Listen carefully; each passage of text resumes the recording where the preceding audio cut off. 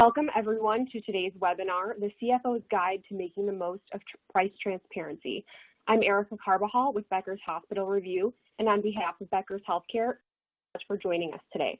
Before we begin, I'm just going to walk through a few quick housekeeping instructions. So we will start today's webinar with a presentation, and we will have time at the end of the hour for a question and answer session. You can submit any questions you have throughout the webinar by typing them into the Q&A box you should see on your screen. We will have a series of poll questions during today's webinar as well. You can submit the answer that best applies to you directly on your screen in the slides box. Thank you in advance for your participation. Today's session is being recorded and will be available after the event. You can use the same link that you used to log into today's webinar to access that recording. If at any time you don't see your slides moving or have trouble with the audio, try refreshing your browser. And you can also submit any technical questions into the Q&A box. We're here to help with that. With that, I am pleased to welcome today's speakers. We'll start. We have Caroline Zananek, Managing Director and Healthcare Advisory Lead at ConResnick.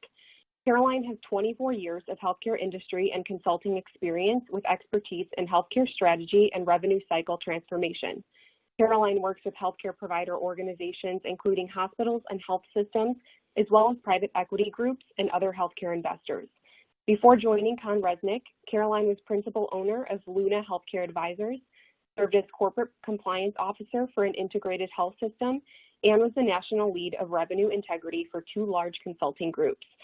Next, we have Edward Bleacher, Chief Financial Officer at St. Christopher's Hospital for Children. Ed is a seasoned healthcare leader focused on sustaining and increasing financial performance and achieving leading clinical outcomes at the lowest cost of operation. His expertise includes healthcare strategy, long-term planning, revenue cycle management, and financial management. Prior to taking the CFO role at St. Christopher's, he held senior financial leadership positions at Cooper University Healthcare and the Children's Hospital of Philadelphia. He is the former president of the HFMA Metropolitan Philadelphia chapter. Finally, we have John D. Settlemeyer, Assistant Vice President of Revenue Cycle at Atrium Health in North Carolina. Atrium Health is one of the leading healthcare organizations in the Southeast and one of the most comprehensive public not-for-profit systems in the nation. Settlemeyer has 25 years of experience in healthcare finance reimbursement with a focus in ChargeMaster CDM operations and compliance, charge capture, and revenue integrity. He has direct oversight or consulting oversight of the CDM for 40 hospitals and their associated outpatient care locations, such as provider-based clinics, healthcare pavilions, and freestanding emergency departments. He is a charter member and inaugural chairperson of the Provider Roundtable, a national group of volunteer providers whose focus is providing comment to CMS on the operational and financial impact of OPPS proposed rules. In addition, he is an adjunct instructor for HC Pro's Revenue Integrity and ChargeMaster Bootcamp and is an advisory board member for the National Association of Healthcare Revenue Integrity. Caroline, Edward, and John, thank you again for being here today. Caroline, I'll now turn the floor over to you. Great, thanks, Erica. So before we dive in, I want to thank my distinguished presenters for joining me on this panel discussion on what is a very challenging time for all of us. I also want to thank you, our attendees, for your participation in today's discussion. We recognize the stresses that this pandemic has caused and definitely continues to cause, both physical, financial, and emotional, on you, your families, your patients, and our communities. And while we convene today to discuss a business issue around price transparency, we do so fully recognizing the tremendous challenges you all face once this session is over. And I want to thank you for the sacrifices you, your staff, everyone at your hospitals are making to help us get through this crisis. As we look at today's discussion, I think we can agree, regardless of industry, it's definitely easy to see price transparency as a dire threat. And for many, that was the first reaction when price transparency first came out, was really just more defensive of how can we fight this. But however, we're still pushing ahead, going towards price transparency in all different industries, and definitely for why we're here today in healthcare.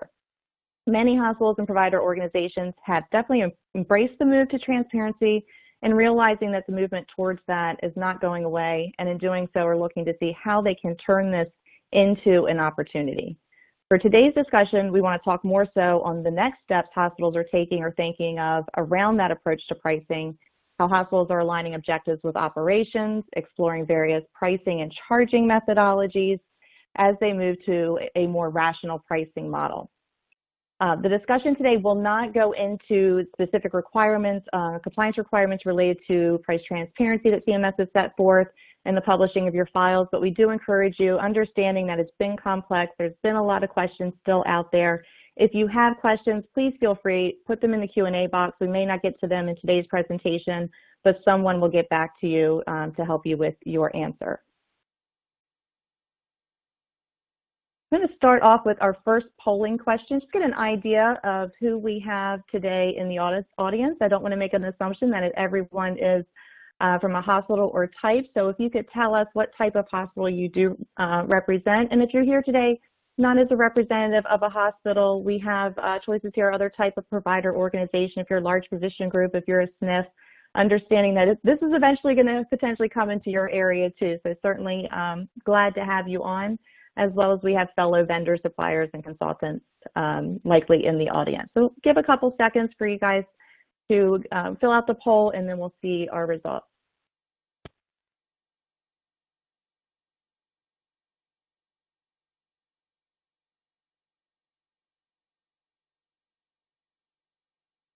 Okay, I'm going to go ahead and see who we have. All right, so we have a good mix. We have some academic, community, rural and critical access, definitely some health system representation, our other types of providers and vendor suppliers and consultants. All good, all different stakeholders, different types, different things that you're going to learn and hopefully take away from our discussion today. So let's go ahead and get rolling along those lines. So one of the largest drivers of the price transparency movement in healthcare is to create a more patient-centric approach, with the hopes to create greater access, move away from volume. We hear that volume to value, to demonstrate that value with high-quality services, and definitely to get back to our original hospital missions. That's truly what CMS is hoping us to get out of this. And with the move to transparency as a requirement, provider perspectives have changed in many ways, and we're starting to see that. And some providers have challenged themselves to get back to their mission of providing high-quality care at a value to their community. Some have taken even the exercise of pulling together the published files to assess their pricing approach relative to cost, payer rates, whether it's governmental, commercial, or look to simplify their charging methodologies. And likely some of them are finding opportunities to improve their charge capture. There's some lost gems in there. Or enter into new reimbursement models where quality is rewarded. And so this is where I want to begin the feedback from our panelists. I'm going to start, Ed, with you. How have you seen the provider perspective in pricing change? Thanks, Caroline. So it's an interesting question. I think it's one that's certainly challenged us over many years from the provider's perspective, particularly in hospital settings and those that are highly competitive from around. So, you know, over the many years, there historically have been a lot of reimbursement-driven decisions. As you can imagine, the charge description master, the CDM, essentially sets forth the list of prices on a fee-for-service basis that essentially states, per click how we drop a charge for an item of service, and historically, oftentimes reimbursement was based on those charges. So providers would get a percentage of that. We would give a discount off of those charges on a percentage basis, and therefore, setting charges had a direct correlation to the percentage or the dollars that we would yield on a net basis, and certainly over time. Payment mechanisms and reimbursement structures have changed, certainly with the advent of DRGs from the governmental side and the adoption of that through commercial payers and the like have changed the reliance on charge masters and charges to be less so and less so over time.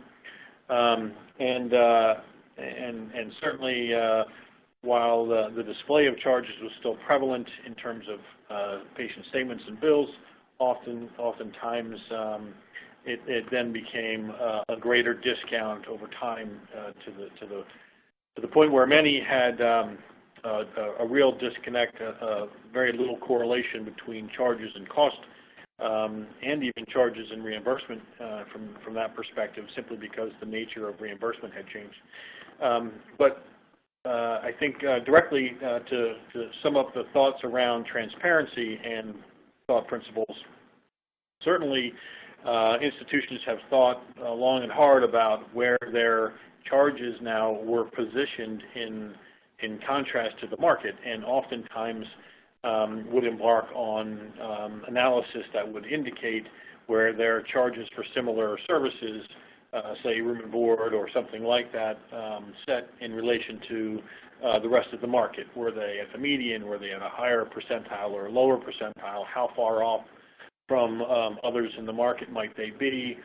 And similarly, how would that be portrayed, from the patient base of folks who might be looking for things? I think in light of that, I think the past several years, as transparency has been looming, providers have been slowing and in some cases shrinking charge bases because, again, they've found that there's little impact from a net revenue perspective when they don't raise charges and or when they shrink charges, given the vastness of how they may be reimbursed. And that's a good point. I think a lot of times, historically we've seen where we started with CDMs, like what you said, it seems like a fee schedule where we may have started back with APCs of taking that amount times a markup, and then year over year just applying a markup across the board, and it's just gotten a bit out of control where our gross charges were growing, our net revenue didn't necessarily change, but our contractual adjustments were hitting the roof. It was no longer that correlation. John, what are your perspectives? Hi, thanks. Just to kind of key off of something, that you and Ed were just discussing. I mean, this is a long-standing and a long evolving issue, of charge creep, I guess you could call it. And, CMS had a real opportunity to rebase the whole system, but in the IPPS rule this past year, they finalized something, really that just pegs the future of IPPS to Medicare Advantage. But, I think really just from a changing perspective aspect, I think it's clear, and you've already hit upon this, Caroline, the patient centricity. I don't think we can go backwards from this point. I mean, I'm not sure how things are going to play out and how things are going to evolve. It really remains to be seen what great level of granularity and detail become available as a result of this recent rule. But we definitely are going to see, I believe, the industry change the mindset around being very patient friendly, and and that's not wrong. I mean, that the patient should absolutely be totally entitled to be able to get an estimate for their services prior to receiving them. So I think a lot of things are going to take time to evolve. Yeah, no, completely agree. And I think, it's a new concept for us, and, healthcare, I think many of us can say and sit back, and this is part of some of the defensiveness of trying to not necessarily protect putting our rates out there, but just we don't want to create additional confusion because we want to be patient-centric. So, understanding that's underlying objective. I think the perspective there is that we want to do that, but maybe there's just different ways that can be accomplished. And we'll talk through some of those pieces, how we can look internally at our hospitals as we're looking at this. So taking us to our polling question number 2, how has the price transparency initiative led by CMS changed your organization's perspective on pricing the most? And so these are probably less perspectives and more just kind of aha moments or things that you might be able to take a look at. So for some, it's given them the opportunity to take a look at their pricing on a perspective to see if there is a way to now tie it back. So as we were talking about, you maybe just using a reference point and applying a markup is really getting back to understanding our cost of our care. So it's creating an opportunity to review costs for improved margin, or it's creating an opportunity to drive new service offerings to support strategy. So it's a perspective that's giving us that inward look to be able to see where there's improvement. Loss charges can be found, maybe implementing a new type of reimbursement model and getting into a little bit more risk sharing. And for some, it hasn't changed their thinking. They haven't necessarily maybe gotten to the point, and COVID's muddied the waters a little bit there and given us a little bit of fog because we're trying to get past this as well, all while these different pieces are turning around for us. And then those that aren't necessarily in the weeds, in the detail from the hospital perspective may not necessarily be applicable question. But we'll pause here for a few seconds, let some folks answer this polling question, and we'll take a look at the results.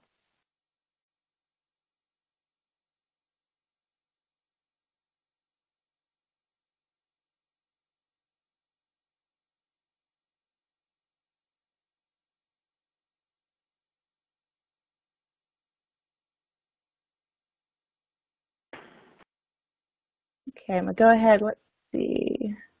I'm gonna give a couple more seconds. Our attendees are coming up there to get a little bit more results in.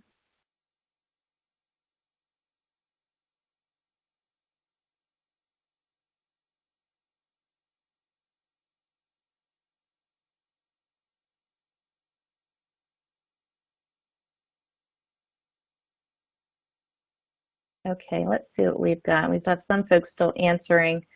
So there's not too many folks that doesn't necessarily change their thinking as yet or not applicable, but we have some folks too that are seeing some potentially, some opportunities there that are positive, and looking at some lost charge opportunities are coming about, or they're looking to realign their pricing to their strategy, and then others, looking at their cost to make sure that they're improving their margin. So thank you for those answers.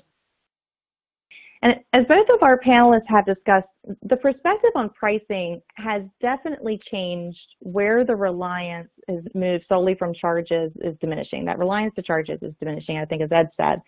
And this has fueled many hospitals to revisit the pricing approach, moving from a strategic model where we saw this back, somewhat recent, but some even 4 years ago, where optimization occurred solely based on volume and the payer mix. So driving to see where if you had volume, maybe at a less intensive service, making it a higher dollar amount because you're better paying payer was the use of that service. So it was taking a combination of volume and payer mix and not necessarily relating to the intensity or the resources of that particular service itself.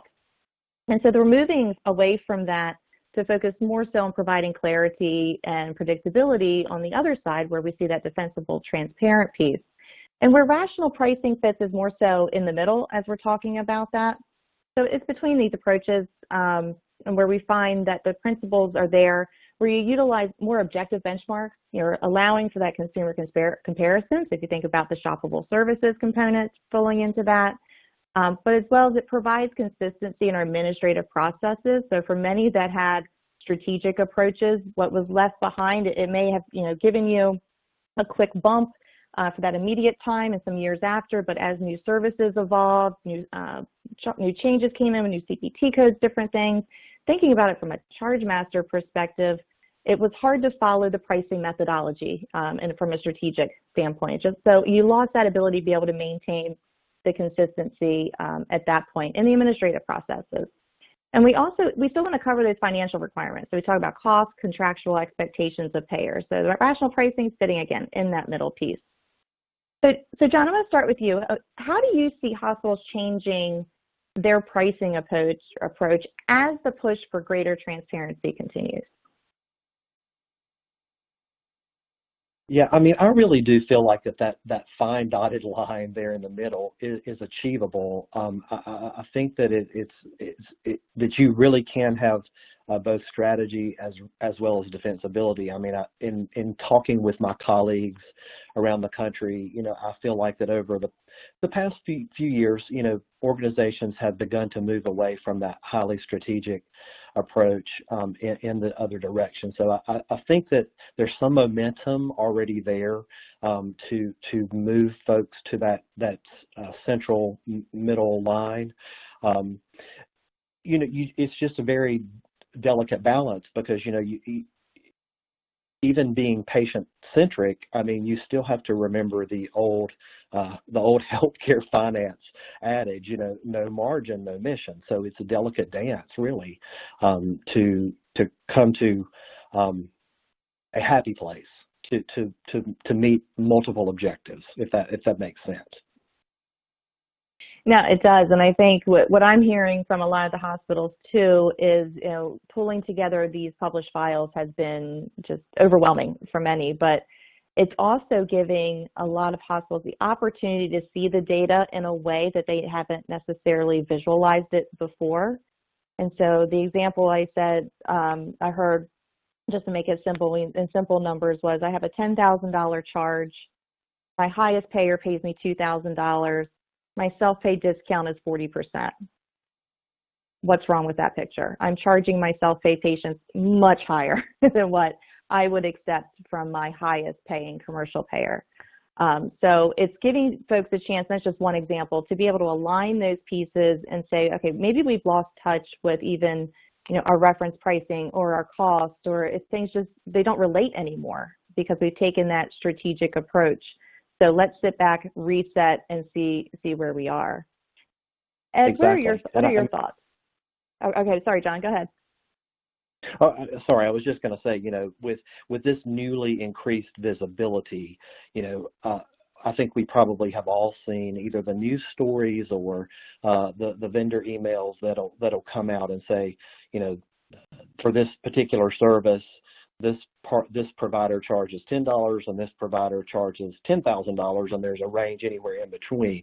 So, I mean, I think that this increased visibility will give providers the visibility into what patients see, and then also all the I don't want to necessarily call them egregious pricing practices, but I mean, I think that folks will have to really evaluate how their pricing is perceived by the public and by patients.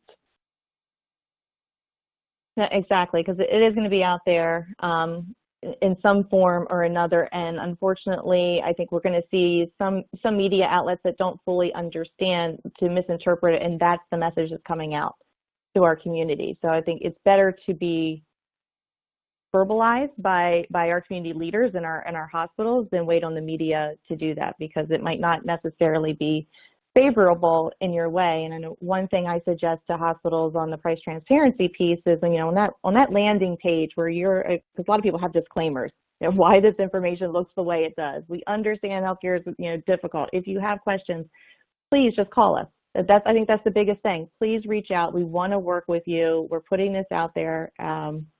Information out there for you, but we understand it's difficult to consume this information.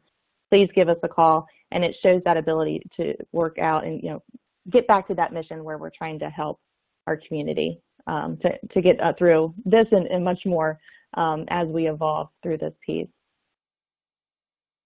Ed, I'll turn it to you. What are your thoughts on how you see hospitals changing their pricing approach? Yeah, thanks, guys. I don't disagree. I think you guys hit on some great points. I mean, look, the reality is that insurance coverage is still complex to the individual consumer, and I think at the end of the day, what we're trying to do is really develop some level of connectivity with our patients and families to be able to provide them an understanding of what their out-of-pocket might be if they come to us. And get services from us. And to that end, and even in the last few years, there's been this thought process around what's quote-unquote shoppable versus maybe the rest of what we do. And, what I think will ultimately start to come out of this is that, what we consider shoppable, is not necessarily influenced by the price that we think. And so the services that couple things like quality or reputation or degree of commoditization, those sorts of things, along with price, might be more helpful to folks at the end of the day. But the reality is, as you guys have alluded, you can't just pick up a bit of information from a website and then hang it on your hat and say that's what it's going to be out of pocket, because it has to play into the rest of your benefit plan design functions, whether they're high deductible or whether you've paid in enough to meet your deductible and now you're in a different copay coinsurance structure within your individual circumstance. And that's why it's important for folks to get to a patient cost estimator that scrapes all of the other pieces of information around those deductibles and paid in, or that they talk to a live individual who can work with them to tap into their specifics of their coverage.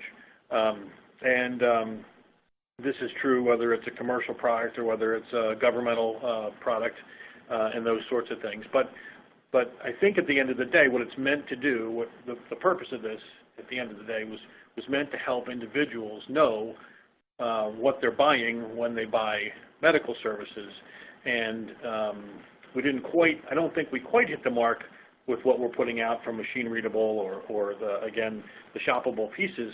But I think coupled with patient cost estimators and services to help individuals navigate, that's when we really provide good customer service. And I think at the end of the day, maybe that's the way you differentiate from a strategic perspective, using pricing to your advantage. Right, exactly, and I think there's a lot of debates back and forth, on the objectives behind transparency and the ways that we're going about it, right? Today, as far as the machine readable files and the shoppable services, and it's not the end all. It's baby steps. I think we're going to see this evolve a bit more around how we put that data out there as we start to realize how difficult it may be, even if we were to compile all the machine readable files and try to compare them. There's just not enough structure and specifications there to make it consistent today. So that's, I would say, putting my crystal ball out there, more to come from CMS and for the hospitals, and it's not going to stop there. So the hospitals were the larger piece to pull in. We're seeing different healthcare stakeholders, pharmaceuticals. We're seeing the payers pulled into this. As it starts to get a little bit more ground and we learn kind of lessons of how to go about asking for this information, providing this information, it's going to span out to other groups. I suspect that large physicians will be next. We're going to get into other types of providers as well, but I think it's first going to hit anywhere where we potentially have some fee-for-service after our hospitals too, as well as any of these that are high volume, shoppable type services. So taking this, so looking at this visual here, so we're talking about that rational pricing. So looking at it, going in between these two approaches, when we talk about, how do we get there? Someone would say, that's a great idea. I fall in that strategy type approach, and I need to get a little bit closer on the barometer to defensible, if not transparent. So I want to be more rational. I mean, here are some keys to a more rational pricing approach. It's understanding the cost data, identifying your benchmarks, really starting to understand where do you want to be in the market, where's your strategic outlook. Go back to, it's where I think a lot of folks miss the mark too, is aligning your pricing and charging structure, making sure that how you're capturing charges makes sense with how you want to collect your data, how you're getting reimbursed.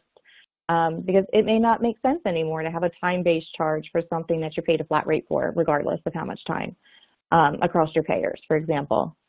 Look at the accuracy in the capture of charges. You can find a lot of times when you're looking at pricing, as you start to ask these questions department by department, how did we price something, how do we capture it, starting to see, well, maybe we don't have everything that we need. We're not identifying all of our charge capabilities. Involving your appropriate stakeholders. Interdependence is a huge thing that I like to preach, is definitely identifying who's involved. It's not just, in your managed care department. It's not just finance. It's not just revenue cycle. It's not revenue integrity, compliance, all of these different folks.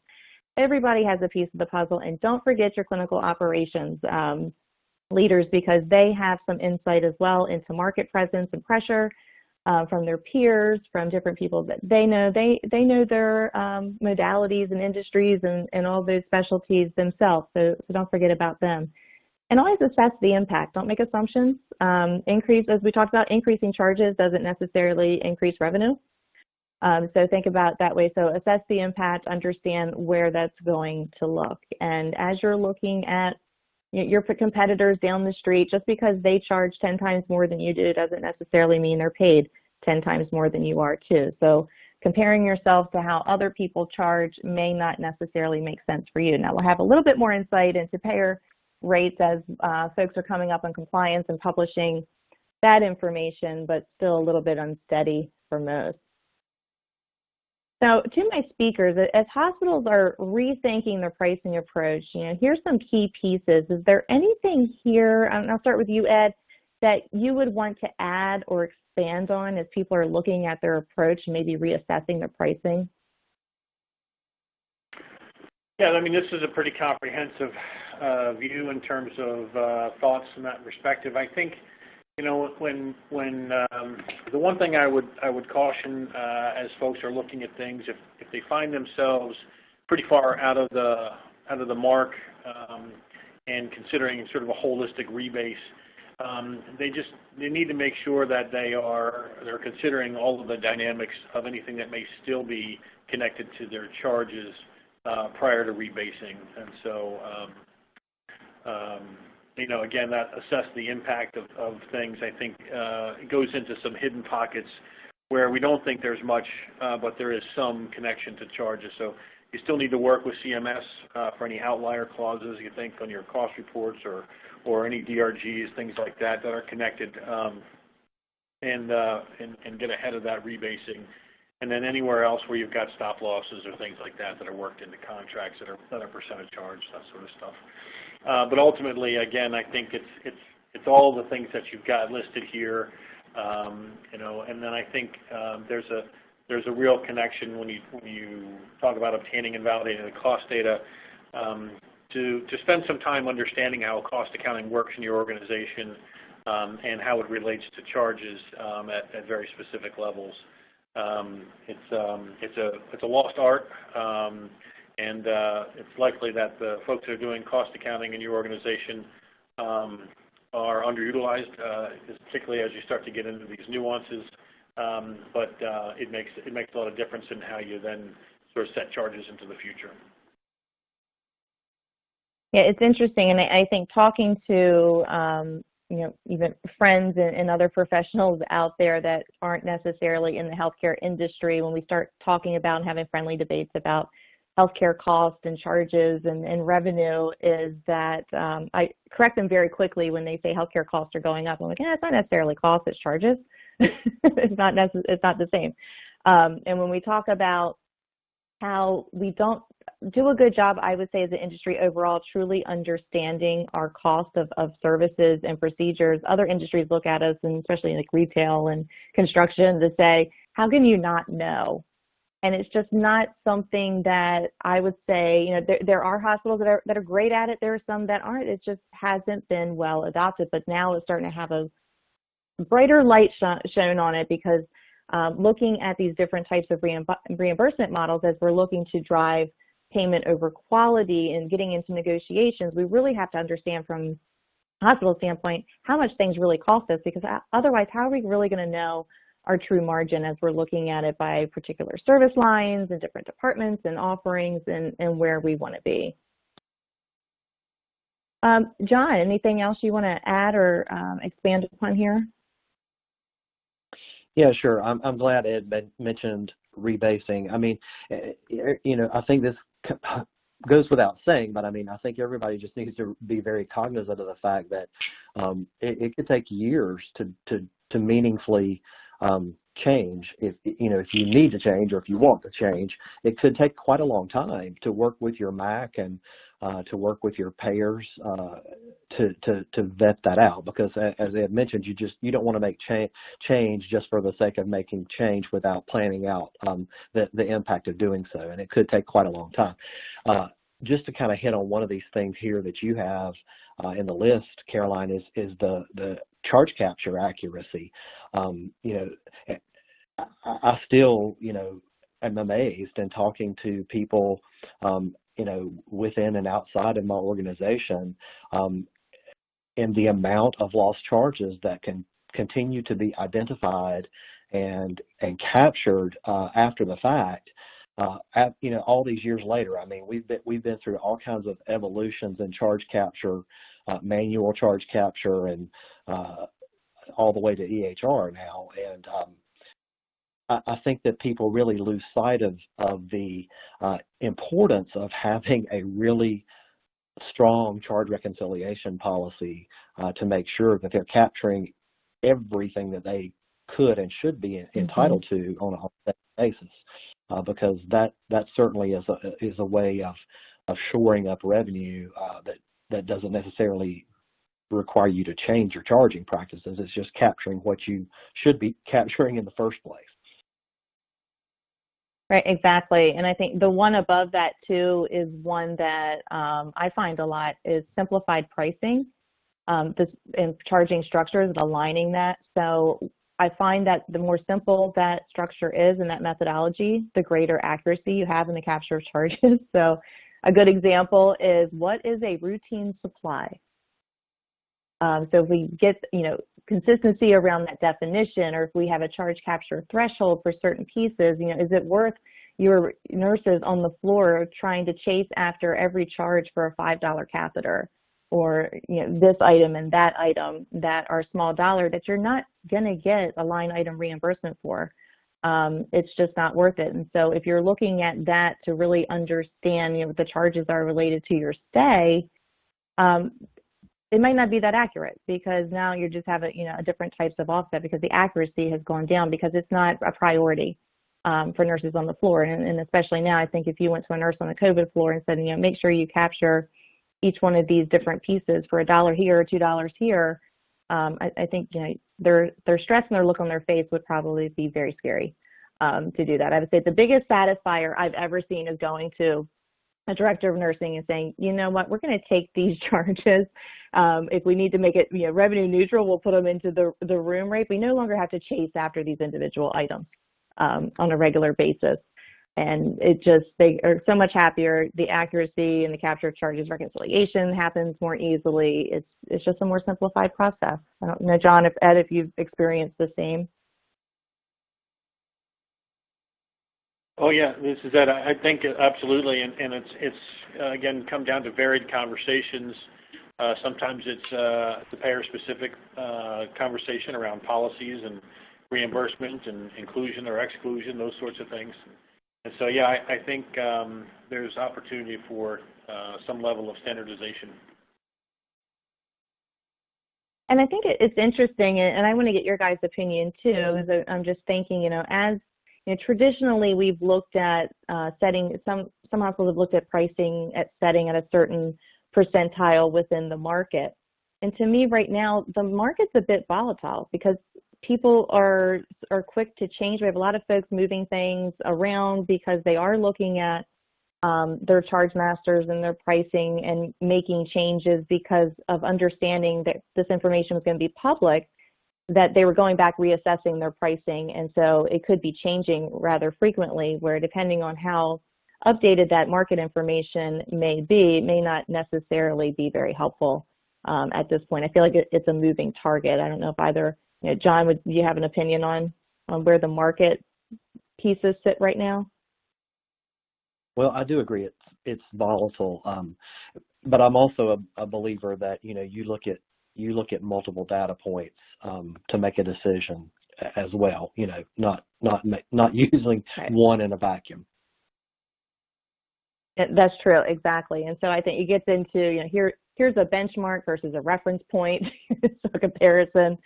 I completely agree with you too. I know in doing assessments, it's usually lining up different types of pieces and seeing where you sit in comparison to multiple different references.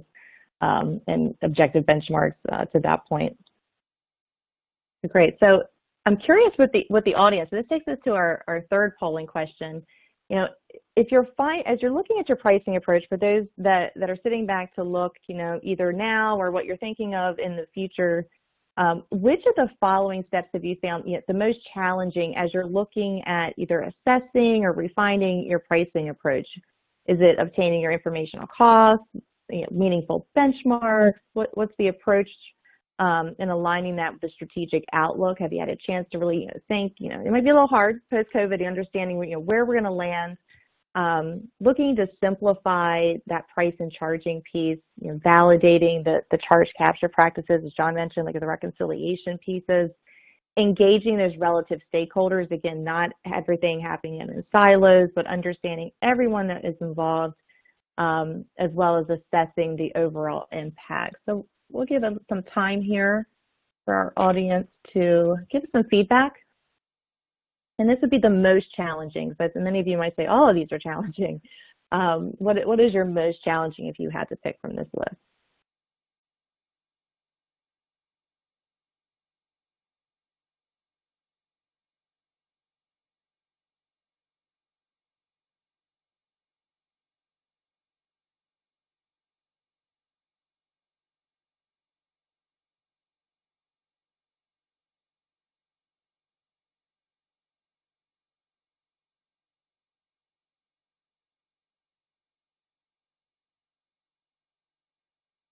I can see the percentages of who's submitting going up. I think you guys are taking some good time with this one, and definitely understanding this can be, there's a lot of all of the above, I think, on some of this.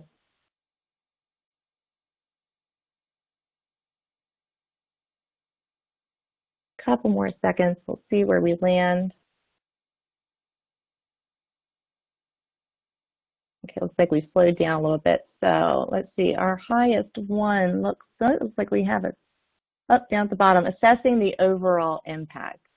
I can agree with that. That's a little bit difficult because it's pulling in all of these different pieces. So it's probably, pulling in, understanding really, because maybe we don't have the best cost data, or we don't know how to benchmark. So are we sure that as we're testing the impact, having trust in the data and understanding that we truly understand where the market's going, where we're going to be? I think that's a lot of concern, especially now coming out of COVID, is where our volume's going to be. How's that going to push the market? And we have different changes with folks that have been unemployed or reemployed with, changing plans, or those that are going into it might be more Medicaid driven, just a lot of changes. So I think assessing the impact right now can be a bit difficult. Definitely information on cost.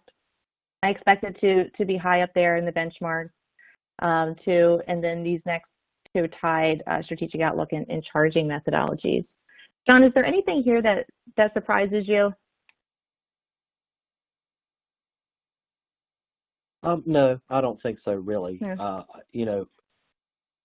The assessing the overall impact is the highest percentage point we have here, and unless you hire engage in someone to do a complete gross and net revenue impact assessment for you, and or if you use some type of software to do that, it's very difficult to get a very good feeling on how your refinements are impacting your overall gross and net. And from a CFO's perspective too, I think you're looking at your volume and your trends and where your patient mix as well as your payer mix is going. How is that taken into account as you may look at how pricing may change over the next year?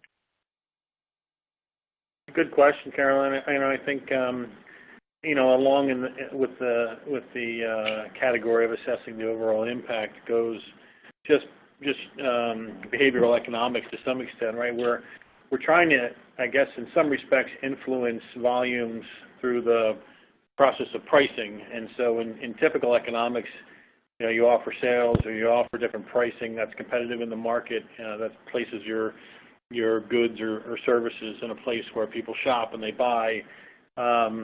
And again, it really depends on the level of penetration of the consumer's behavior to look at those things and drive that. So, in theory, you're saying, hey, I've got a commodity type of healthcare service.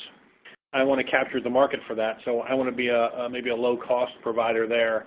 and put it out there because I know that once I've captured that part of the market, it might lead to some other things that are that are downstream that might be more profitable to me once I've got somebody in my system, and now I've got some level of loyalty built into my customer base, right? That's outside of the traditional sort of cost and change analysis from a charging perspective. But it goes into the contemplation of sort of where you're driving business, and certainly payer mix as it relates to where dollars or cents might be connected with higher reimbursement and or different decision-making points within what's covered or what's not covered, and the likelihood of, frankly, population health that might lead to different decision-making. So all of those components go into what you might expect from an outcome, but because charges are ubiquitous across payers, from that perspective, you're again looking at things on a weighted average, maybe perhaps, and or doing unique analysis, and then rolling it back up on a weighted basis. It's complex. That's great. Very complex, definitely. It's not for the lighthearted, I'll tell you that.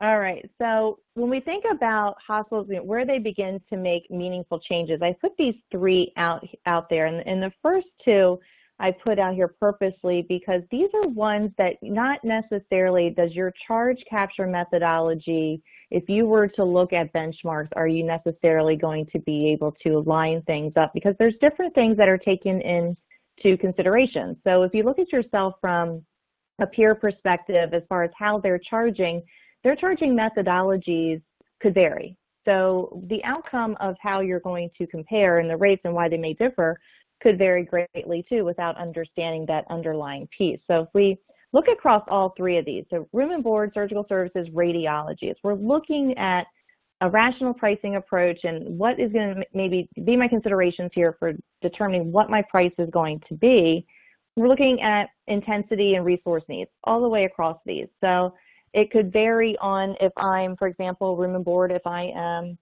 a med-surg patient versus ICU because I have a different staffing ratio related to me, or the intensity when we get into surgical services where we have different options around how we want to charge, whether it's procedure-based, it's time-based, and then the time-based just blows up from there. It could be per minute, it could be by level per minute, it could be a combination of all those different things, but really underlying a lot of those is related to the intensity and resource needs.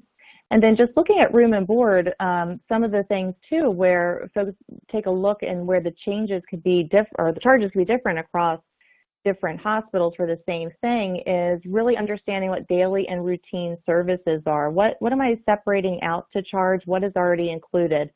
And coming up with that definition to really get an idea of what my charge should be, and that falls back into that cost basis. Another piece too, room and board, is people say, well, do I capture my bedside procedures? Do I not? And so you may have differences in charges in comparison because some do and some don't. And then surgical services and radiology, it's just that relationship to like and similar services. That's something to take into consideration. If you have, for example, flat rate GI services, but the patient needs to go into the OR strictly because they require a different type of anesthesia, but it's, other than that, the timing's the same, the position's the same, but now my charges are 5 times more for the same thing. Had I been in the GI suite, there might be a question there. So just looking at that relationship of how things relate to one another in that way. Is it simple? If we get into complications in surgery to say it's a level 1, it's a level 3, or it's this based on that, that's really hard for folks to be able to discuss and explain and keep that maintenance and transparency going. And then the same thing with radiology as we look at that piece too in our charging, is to make sure we're keeping that relationship the same. One example I give is I wouldn't expect necessarily that a foot x-ray would be that much more expensive than a hand x-ray. If you're looking at from different pieces, some people find relationship between CT and MRI, for example, that they're not necessarily too far off. It's where you're comfortable, but it's making things make sense and relate to one another, as well as being simple to keep that going.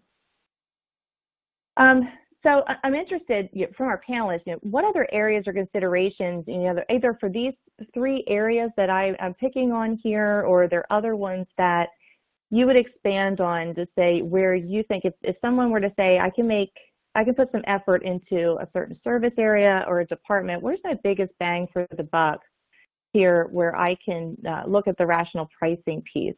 John, what are your thoughts? Well, I would agree with you, particularly for room and board and surgical services, that that's very difficult to assess externally from provider to provider with at least with the historical information that's available. It kind of remains to be seen what the future might look like and how much more granular the information becomes with the new data requirements and how that plays out. But I guess my overarching, advice to this audience would, really to be to kind of refocus back in on the basics, especially going back to the provider reimbursement manual, the CMS provider reimbursement manual, and really, digging in on charging principles. First and foremost, what is CMS's definition of a charge, and how should charges be related to the cost of services, and how should they be applied uniformly to all patients. So, I think that if going back like to the PRM, like section 2202 for charges, as well as the references around routine services and ancillary services, that can really help folks kind of parse out good guidance as to how to structure what they're charging for when they may not otherwise be able to get to that granular level of information when they're comparing against their peers. That's a great point. I think a lot of folks forget about that part of the manual, and it's been out there for quite a long time as far as how to structure your charges. So yeah, like you said, it's getting back to a lot of the basics in that way. Ed, what do you have to add here? I tell you, John did a great job. The other, thought that, I would add is that somewhere, perhaps not in the too distant future, will be just consumption by others at a different, viewpoint. So if we think about longitudinal pricing, which is, all of the things that maybe go into an encounter, procedure, and this is both hospital and physician, and things that that an individual is trying to contemplate when they're making a decision about whether to have that surgery or whatever that is, that procedure done at one place versus another place. And so, when they think about it, they're thinking about, all of the sausage making that goes on, that comes out with the price for, we'll say a nose surgery or something like that, right? So what is it that I'm going to have to pay for? And I don't necessarily need to know all of the pieces, but I want to know what the package is, right? And so being able to provide that, but then within our ranks, understanding what the baseline minutia is, back to John's point, so the individual pieces that need to be benchmarked against, at the surgical services level, at the imaging level, at the pharmaceutical level, all those pieces that go into that then create a package that we're handing off to somebody to say, hey, here's what it is, for whatever that is. So it's a more common one. Let's say it's a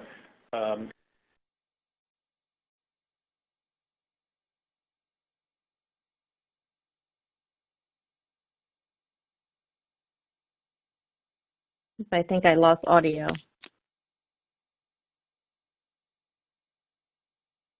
I'm still here, Caroline. Okay, all right. I think we lost Ed. But no, Ed makes a good point. So let me go, because I know we're getting close on time. I said in the beginning of the presentation, this definitely wasn't about the hospital price transparency compliance pieces of it, but just now I know folks are still out there pulling that piece together. If they haven't put it out already, this is just one of the steps to getting to our overall and final objective. So certainly, if you want to know where you sit from a compliance perspective, ConResnick has a quick assessment tool. Contact me directly, send that back to you rather quickly to give you an idea of where you sit today and where you might want to go moving forward.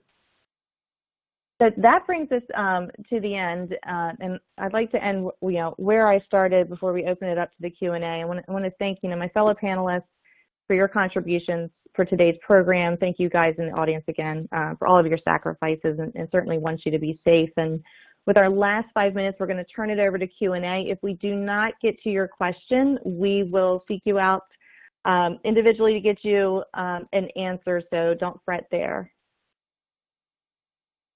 Thank you, Caroline. First question.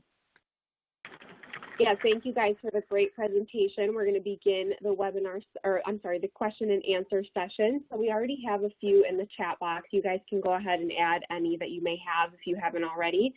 So the first one is whether the presenters think it's about the possibility that we'll start to see shopping type marketplaces for services based on the disclosure of prices. So, whether we'll see a comparison to sites like Kayak or Priceline for in the healthcare industry.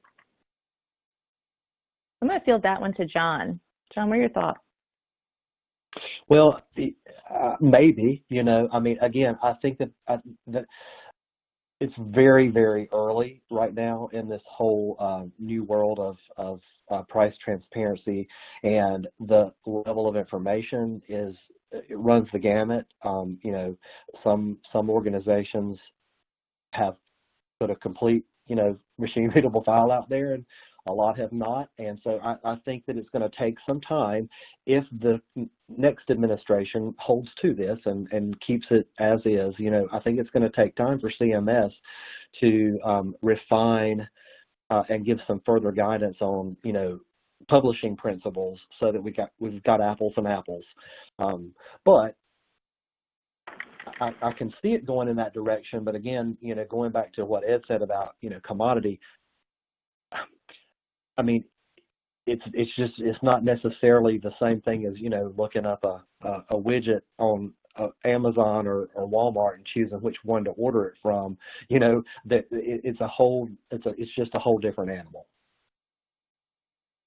I agree, and I just wanted to touch on that too, because I've been talking to some different just developers around price transparency on how you could pull all this information together, and some of them have started testing different methods and are finding, what you said, John, is there's not enough consistency in the availability of the information coming out. They're struggling to pull the data together.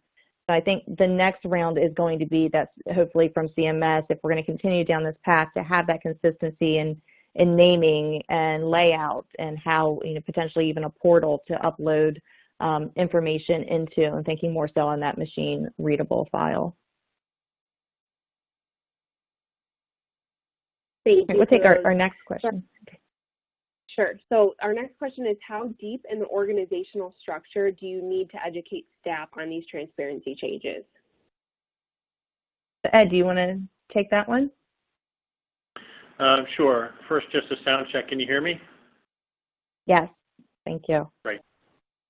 So, yes, I think as with all charge and charging activity, I think certainly in the areas that are revenue generating, everyone that's an owner in that process needs to understand, again, how they contribute to cost and efficiencies within how things are then translated into price. And so they have a direct opportunity and relationship to influence how pricing takes place, because ultimately or atypically the direct cost has a direct relationship into how things may be priced. And so if it's not that way today, it certainly could be that way in the future. And so they have an opportunity to really contribute to again, driving how things are done, and perhaps even how prices are set and how they're seen and then consumed in the future. Right, that really puts another level of expectation and different areas of the hospital to be more disciplined in their cost spend and their efficiency, and getting back to even John's point about reconciliation of charges, why that's all important as we look at pricing and our profitability going forward. Thank you for answering that one.